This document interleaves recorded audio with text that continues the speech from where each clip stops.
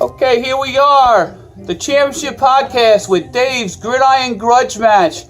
Congratulations, Dave. Your sixth title in Super Bowl VI. How you feel?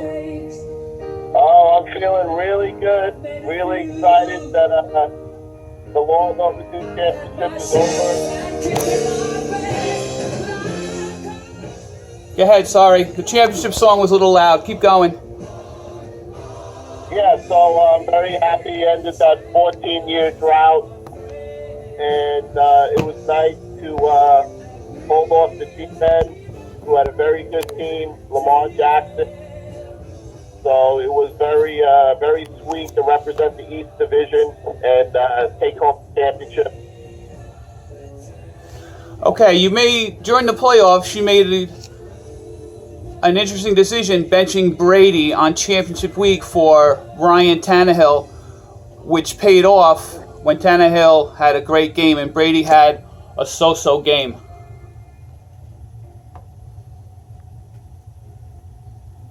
Yeah, my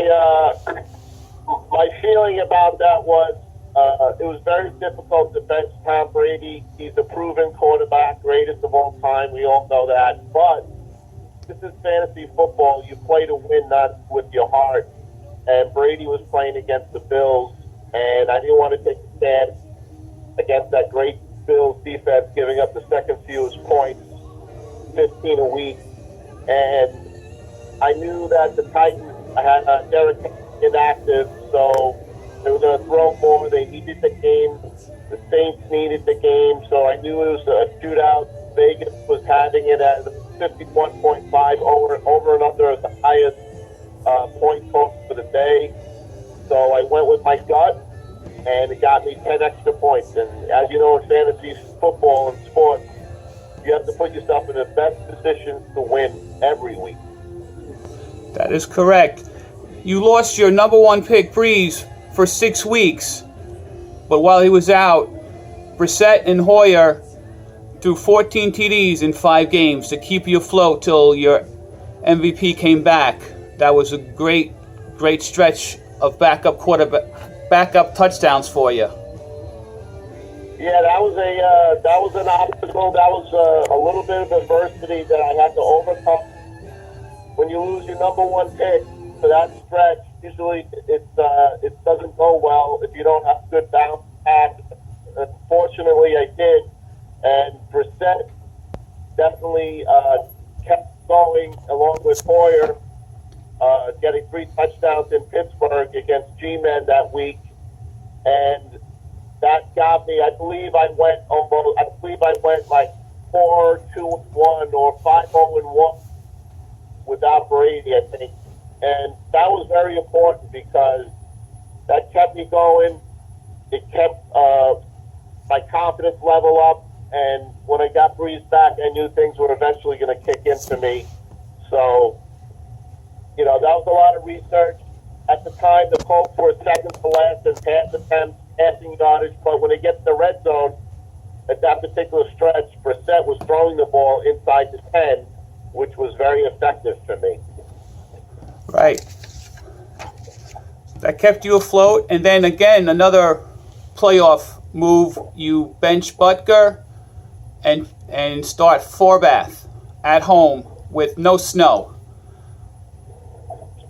Yeah, I was watching ESPN NFL Countdown, and I saw the reporter in Kansas City, and I saw Mahomes running all over the field in the snow, playing around. And then I went on the internet, saw a Kansas City local weather forecast on the internet at a TV station, and they said there was going to be a winter storm warning in Kansas City. And I was like, you know what? As much as I wanted to start Butker, the number one kicker in fantasy, yes, he was drafted in the 5th round, by the way. And so I said, I got to go with my gut. I got to go with the safe choice. There's going to be less field goal attempts in the snow and the mess. So I went with the kicker that was signed by Dallas off the street during that week in Forbath. It got me 15 points, which was huge because I outscored Grim Reapers by 6. So it's those little things. You have to look at your team. You have to pay attention. You got to know the barometer of your team. And if you don't pay attention to that every single week, you're going to fall victim to not knowing all the details. And the details will lead up to opportunities. And luck is where opportunity presents itself. That is correct. All right, Dave. Once again, congratulations on your 6th championship. Great season. You made the moves that got you to the promised land. And we'll see you at the trophy presentation. Okay, thanks very much. And once again, it's an honor to be in this league. Behind the scenes, there's a lot of research that goes behind, a lot of decision making. Some of it just gut, but ultimately, you have to have the players to do it. And Drew Brees